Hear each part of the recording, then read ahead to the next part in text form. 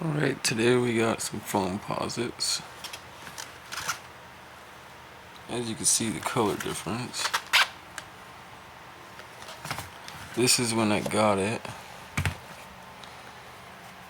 And this is after I'm done cleaning, as you can see. Went from that Holt green to that actual aqua color that's supposed to match this. Which I don't know how close it is if you look. It's pretty close. Definitely a lot better than this green. It's not even close. I mean, look at that. That's a crazy difference.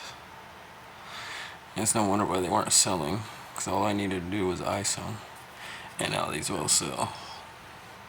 I believe they will, because they look good. I mean, tell me what y'all think.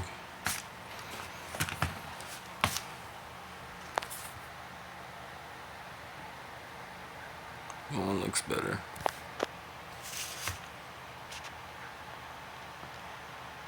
Thanks for watching and have a nice day wherever you are.